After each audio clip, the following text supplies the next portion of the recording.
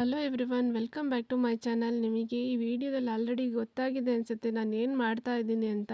S, ನಿಮಗೆ ಕರೆಕ್ಟಾಗಿದೆ. ನಾನಿವತ್ತು ಮಸಾಲೆ ದೋಸೆನ ಪ್ರಿಪೇರ್ ಮಾಡ್ತಾ ಇದ್ದೀನಿ. ಇದು ಯಾರಿಗೆ ಇಷ್ಟ ಆಗಲ್ಲ ಹೇಳ್ರಿ. ಮಕ್ಕಳಿಂದ ಹಿಡ್ದು ದೊಡ್ಡೋರವರೆಗೂ ನಾವು ಹೋಟ್ಲಿಗೆ ಹೋದಾಗ ಫಸ್ಟ್ ಬುಕ್ ಮಾಡೋದೇ ಮಸಾಲೆ ದೋಸೆನ. ಅದನ್ನು ಪ್ರಿಪೇರ್ ಮಾಡ್ತಾ ಇದ್ದೀನಿ.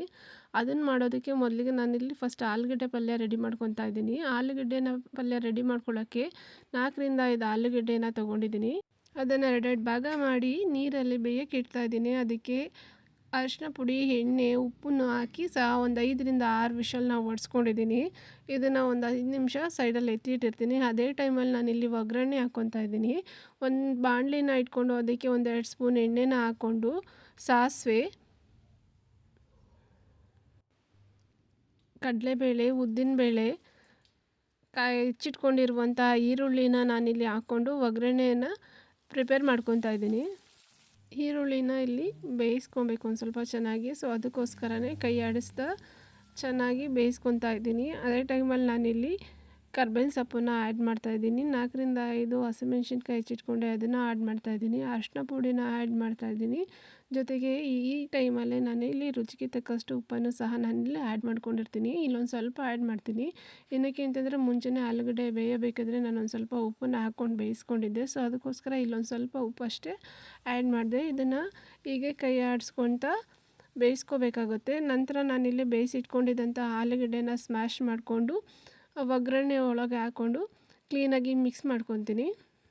ಒಗ್ಗರಣೆಯಲ್ಲಿ ಹಾಕಿ ಆಲೂಗೆಡ್ಡೆನ ಚೆನ್ನಾಗಿ ಸಾಫ್ಟಾಗಿ ಬರೋವರೆಗೂ ಚೆನ್ನಾಗಿ ಮಿಕ್ಸ್ ಮಾಡ್ಕೊಬೇಕು. ಸಾಫ್ಟಾಗಿ ಮಿಕ್ಸ್ ಮಾಡಿಕೊಂಡ್ರೆ ಆಲೂಗೆಡ್ಡೆ ಪಲ್ಯ ರೆಡಿ ಆಗುತ್ತೆ.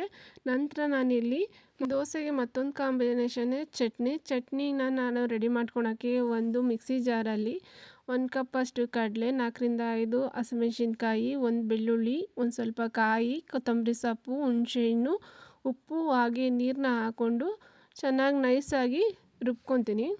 ಮಸಾಲೆ ದೋಸೆಗೆ ಮೇನ್ ಕಾಂಬಿನೇಷನ್ನೇ ಆಲೂಗಡ್ಡೆ ಪಲ್ಯ, ಚಟ್ನಿ. ಸೊ ಈ ಚಟ್ನಿಗೆ ನಾನಿಲ್ಲಿ ಒಂದು ಸ್ವಲ್ಪ ಒಗ್ಗರಣೆ ಕೊಟ್ಕೊಳೋದಕ್ಕೆ ಇಲ್ಲಿ ಎಣ್ಣೆ ಕಾಯಕ್ಕಿಟ್ಕೊಂಡಿದ್ದೀನಿ. ಒಂದು ಸ್ವಲ್ಪ ಸಾಸಿವೆ, ಹಾಗೆಯೇ ಉದ್ದಿನಬೇಳೆನ ಹಾಕ್ಕೊಂಡು ಕಂದು ಬಣ್ಣ ಬರೋವರೆಗೂ ಫ್ರೈ ಮಾಡ್ಕೊಂಡಿದ್ದೀನಿ. ನಂತರ ಇಲ್ಲಿ ಕರ್ಬೇವಿನ ಸೊಪ್ಪನ್ನ ಹಾಕ್ಕೊಂಡು ಒಂದು 5 ನಿಮಿಷದವರೆಗೂ ಬಿಟ್ಟು ಅದಾದಮೇಲೆ ಅದು ತಣ್ಣಗಾದಮೇಲೆ ಚಟ್ನಿಗೆ ಹಾಕಿ ಮಿಕ್ಸ್ ಮಾಡ್ಕೊಂಡಿದ್ದೀನಿ.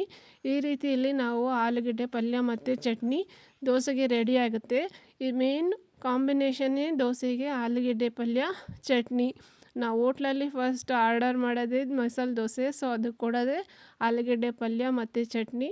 ಇದೆರಡೂ ರೆಡಿ ಆಯಿತು. ನಂತರ ನಾವಿಲ್ಲಿ ಮಸಾಲೆ ದೋಸೆಗೆ ಮಾಡ್ಕೊಳ್ಳೋಕ್ಕೆ ಕೆಂಪು ಚಟ್ನಿ ರೆಡಿ ಮಾಡ್ಕೋಬೇಕು. ಆ ಕೆಂಪು ಚಟ್ನಿ ರೆಡಿ ಮಾಡ್ಕೊಳಕ್ಕೆ ನಾನಿಲ್ಲಿ 4-5 ಬ್ಯಾಡಗಿ ಮೆಣಸಿನ್ಕಾಯಿ ಮತ್ತು ಗುಂಟೂರು ಮೆಣಸಿನ್ಕಾಯಿನ ತೊಗೊಂಡಿದ್ದೀನಿ. ಅದನ್ನು ಬಿಸಿನೀರಲ್ಲಿ ನೆನೆಸಿಟ್ಟಿದ್ದೆ ಒಂದು 10 ನಿಮಿಷ. ಸೊ ಅದು ನೆಂದಾದಮೇಲೆ ಈ ಥರ ಸಾಫ್ಟ್ ಆದಮೇಲೆ ಒಂದು ಮಿಕ್ಸಿ ಜಾರಿಗೆ ಒಣಗಿದ ಮೆಣಸಿನ್ಕಾಯಿ, ಕಡಲೆ, ಕೊಬ್ಬರಿ, ಜೀರಿಗೆ, ಈರುಳ್ಳಿ, ಬೆಳ್ಳುಳ್ಳಿ, ಸ್ವಲ್ಪ ಹುಣಸೆಹಣ್ಣು ಹಾಗೆ ರುಚಿಗೆ ತಕ್ಕಷ್ಟು ಉಪ್ಪನ್ನು ಹಾಕಿ ನೀರನ್ನು ಸಹ ಹಾಕಿ ನೈಸಾಗಿ ರುಬ್ಬಿ ಎತ್ತಿಟ್ಕೋಬೇಕು. ಈ ರೀತಿಯಲ್ಲಿ ದೋಸೆಗೆ ಕೆಂಪು ಚಟ್ನಿ ರೆಡಿ ಆಗುತ್ತೆ. ಮೇನ್ ಮಸಾಲೆ ದೋಸೆಗೆ ಕೆಂಪು ಚಟ್ನಿನೇ ರೆಡಿ ಮಾಡ್ಕೋಬೇಕಾಗಿರೋದು. ಅದು ರೆಡಿ ಮಾಡ್ಕೊಂಡಾಯಿತು.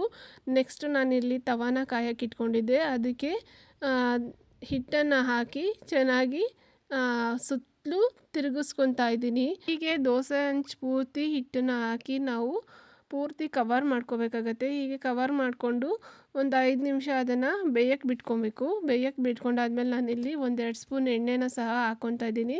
ನೀವು ಬೇಕಾದರೆ ಬೆಣ್ಣೆನೂ ಹಾಕ್ಕೋಬೋದು. ನಾನಿಲ್ಲಿ ಎಣ್ಣೆನ ಯೂಸ್ ಮಾಡಿದ್ದೀನಿ. ಎಣ್ಣೆ ಹಾಕಾದ್ಮೇಲೆ ಕೆಂಪು ಚಟ್ನಿ ರೆಡಿ ಮಾಡ್ಕೊಂಡಿದ್ನಲ್ಲ ಅದನ್ನು ಸುತ್ತನೂ ಸ್ಪ್ರೆಡ್ ಮಾಡಿ ನಂತರ ನಾನಿಲ್ಲಿ ರೆಡಿ ಮಾಡ್ಕೊಂಡಿದ್ದಂಥ ಆಲೂಗಡ್ಡೆ ಪಲ್ಯನ ತವದ ಮಧ್ಯ ಇಟ್ಟು 1-2 ನಿಮಿಷ ಹಾಕಿ ಬೇಯಕ್ಕೆ ಬಿಡ್ತೀನಿ. ನಂತರ ಅದನ್ನು ಬೆಂದಾದಮೇಲೆ ಒಂದು ಕಡೆಯಿಂದ ನೀಟಾಗಿ ತಗೊಳ್ತಾ ಬರಬೇಕು. ಈ ರೀತಿಯಲ್ಲಿ ನಾವೇನು ಮಾಡ್ಬೋದು, ಮನೆಯಲ್ಲೇ ಮಸಾಲೆ ದೋಸೆನ ರೆಡಿ ಮಾಡ್ಕೋಬೋದು. ಈ ರೀತಿ ಮಕ್ಳುಗಳಿಗೆ ಮಾಡಿಕೊಟ್ರು ತುಂಬ ಇಷ್ಟಪಡ್ತಾರೆ. ಮಕ್ಕಳೇ ಅಂತನಲ್ಲ, ದೊಡ್ಡವ್ರಿಗೂ ಸಹ ಇದು ಫೇವ್ರೇಟೇ ಅಂತ ಹೇಳ್ಬೋದು. ಮೊದಲು ನಾವು ಆರ್ಡರ್ ಮಾಡೋದೇ ಮಸಾಲೆ ದೋಸೆನ. ಸೊ ಅದನ್ನೇ ನಾವು ಮನೆಯಲ್ಲೇ ಮಾಡಿಕೊಂಡ್ರೆ ಆರಾಮಾಗಿ ಮನೆ ಮಂದಿ ಎಲ್ಲ ಕೂತ್ಕೊಂಡು ತಿನ್ಬೋದು. ಕಡಿಮೆ ಖರ್ಚಲ್ಲೂ ಆಗುತ್ತೆ. ಹೋಟ್ಲಲ್ಲಿ ಹೋಗಿ 100 ರೂಪಾಯಿ ಕೊಟ್ಟು ತಿನ್ನೋ ಬದಲು ಅದೇ 100 ರೂಪಾಯಲ್ಲಿ ಮನೆ ಮಂದಿ ಎಲ್ಲ ಮಾಡ್ಕೊಂಡು ತಿನ್ಬೋದು. ನೋಡಿರಿ ಸಾಫ್ಟಾಗಿ ಎಷ್ಟು ಚೆನ್ನಾಗಿ ಬಂದಿದೆ ಅಂತ.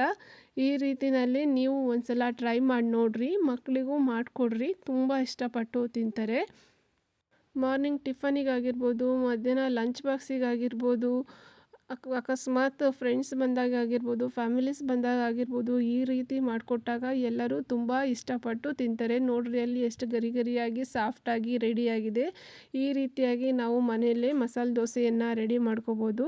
ಸೊ ಈಗ ಮಸಾಲೆ ದೋಸೆ ರೆಡಿ ಆಗಿದೆ. ನಾನು ಒಂದು ಸರ್ವಿಂಗ್ ಪ್ಲೇಟಿಗೆ ಇಟ್ಟು ಸರ್ವ್ ಮಾಡ್ತಾಯಿದ್ದೀನಿ. ನೋಡ್ರಿ ದೋಸೆ ಜೊತೆಗೆ ಆಲೂಗೆಡ್ಡೆ ಪಲ್ಯ, ಚಟ್ನಿ ರೆಡಿಯಾಗಿದೆ. ಹೀಗೆ ಮಸಾಲೆ ದೋಸೆನ ನಾವು ಮನೆಯಲ್ಲೇ ಮಾಡ್ಕೊಂಡು ತಿನ್ಬೋದು. ಸಖತ್ ಟೇಸ್ಟಿಯಾಗೂ ಇರುತ್ತೆ, ಹೆಲ್ದಿಯಾಗೂ ಇರುತ್ತೆ. ನೀವು ಒಂದ್ಸಲ ಟ್ರೈ ಮಾಡಿ ನೋಡಿರಿ. Thank you for